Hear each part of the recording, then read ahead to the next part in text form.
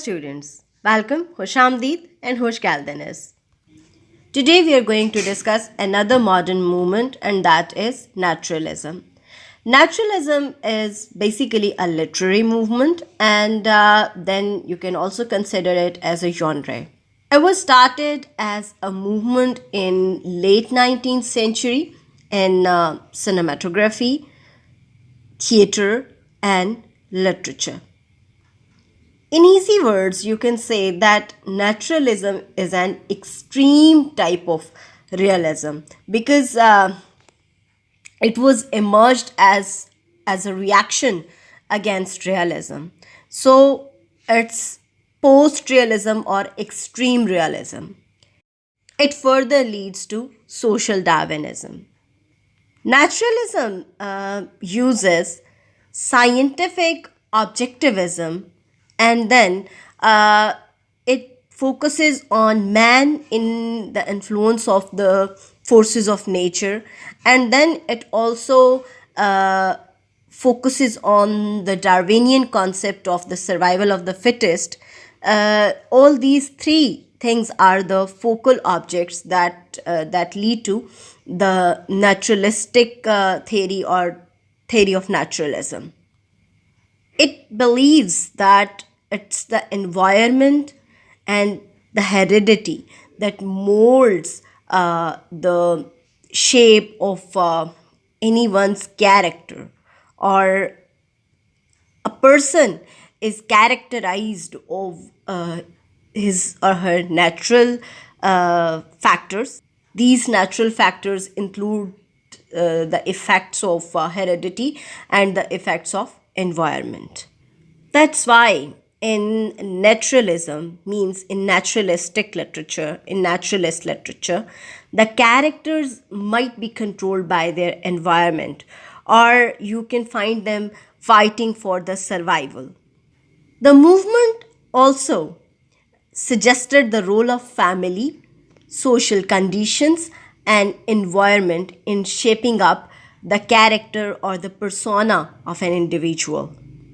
Thus, the type of literature that can be considered naturalistic literature are the writers that can be categorized as naturalist writers or naturalistic writers. The works are based on the idea that environment determines and governs the character of human beings. As we can find in many of the literary pieces that use some scientific principles in those works, and in these works we can find the human beings struggling for their survival in a hostile and in an alien society, particularly in the modernist time period, in the modernist literature, particularly the literature that is affected by the influence of world wars. Naturalism has got its foundations from Darwin's theory of evolution, which holds that life is like a struggle and only the fittest ones may survive. Naturalism and literature can be found mostly in the modernist literature and the literature that is post-war literature. It does not only portray the harsh elements of nature and heredity working to perish the individual, but it also shows some animalistic tendencies in human beings. Let's discuss the difference between realism and naturalism. The first thing that causes or that can be considered a difference between naturalism and realism is that naturalism suggests a philosophical pessimism in which you can find a writer using some scientific techniques to depict the human beings suffering with some crisis due to their effects of environment and due to their effects of I mean, due to the effects of their environment and heredity. And on the other hand, you can find realism as a technique of literary writing that aims to depict the social realities. In easy words, we can say that realism depicts things as they appear, while naturalism simply portrays a deterministic view of some characters and their actions and their lives. Naturalism, we can say that it concludes that natural forces predetermine a character's decision making, or his way of taking decisions in a particular way. The next question is that what is the difference, or even we can say what is the standing point of both of these concepts, naturalism and social Darwinism? They are interrelated. So, naturalism is the idea that a person's environment and social situations or conditions affect the persona of that very character. And naturalistic works often expose the harshness of lives and different of issues in the society. On the other hand, when we talk about social Darwinism, then the easy way to explain social Darwinism is that it has taken its origin from Darwinian concept of the survival of the fittest, means the one who is the most powerful, only he or she can survive in the society. When we take it in terms of social Darwinism, this term was first used by Herbert Spencer, and Herbert Spencer is considered the father of social Darwinism. Just as he stated, Darwinism or natural selection is the survival of the fittest. By adding the word social to Darwinism, we refer to the survival of the fittest in the society and politics rather than evolution, as it was told in Darwin's theory. So, social Darwinism means the one who is more competent and powerful may survive in the society as compared to the one who is less powerful or let's talk about naturalism in literature, particularly in English literature.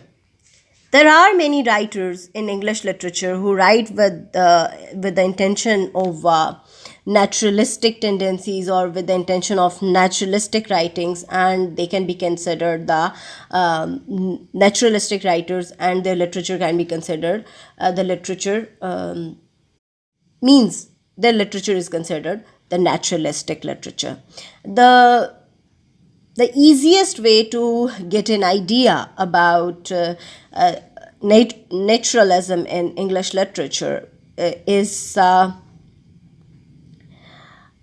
focus on the text of The Cherry Orchard by Anton Chekhov, although he is a Russian writer, but since it's academically celebrated one, and everybody has some idea about this very work, The Cherry Orchard, we can find in the very work that the effects of heredity and environment on the characters, and the characters are suffering on the basis of the heretic features and the environment that is rapidly going towards a transition, and the characters, they are unable to take a decision, and ultimately the very thing just leads to their drastic end. So this is the very clear example of naturalism in English literature.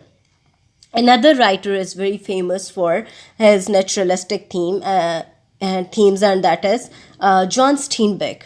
John Steinbeck is one of the most popular writers coming from the school of American naturalism. Steinbeck, in his novel The Grapes of Wrath, portrays the Jod family and its changing environment from the naturalistic point of view, and it was written during the Great Depression of US. And when we go this very novel, we find that the George family is portrayed as a family that is suffering. Rather, we can say that the novel, The Grapes of Wrath, portrays the George family and its changing environment from the naturalistic point of view during the time of Great Depression, and they are depicted as insignificant, instinct bound, and small creature who are trying to seek. They are trying to seek their paradise in this world, which is impossible.